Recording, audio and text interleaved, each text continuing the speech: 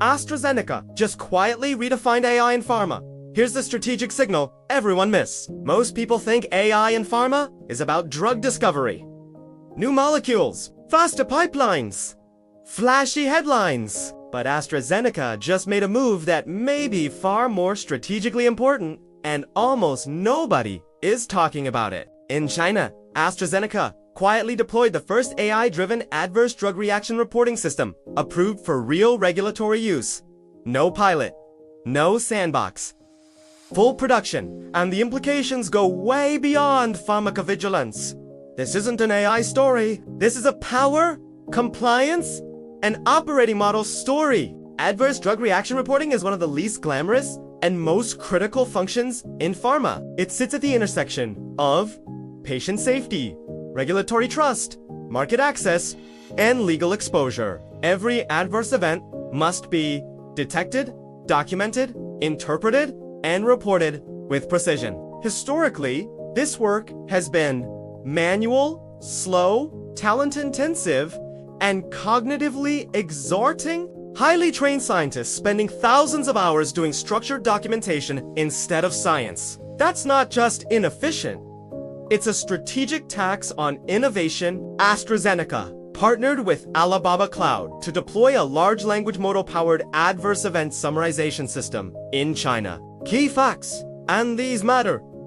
300% efficiency improvement, 95% accuracy, built on Tunjikayan LLM, deployed on private cloud infrastructure, designed with human-in-the-loop validation, fully compliant with Chinese regulatory expectations. This was not, let's try AI.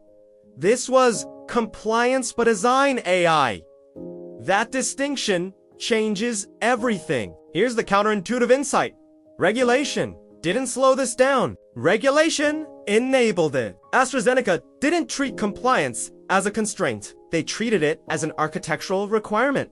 Every AI decision, traceable, auditable, reviewable. That does two things simultaneously. One, it satisfies regulators. Two, it creates institutional trust in the system. And once trust exists, scale becomes possible. This is why most pharma AI projects stall. They start with innovation and bolt compliance on later. AstraZeneca reversed the order. Let's talk about the real ROI, because it's not cost savings. A 300% efficiency gain doesn't just mean faster reports. It means senior researchers are no longer trapped in documentation loops.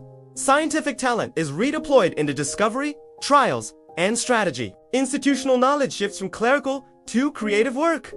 This is talent arbitrage at scale. In a world where scientific labor is scarce and expensive, this is a structural advantage, not a productivity hack. This move sets three precedents. First, LLMs are now proven as regulatory-grade infrastructure, not experimental tools. Second, private cloud.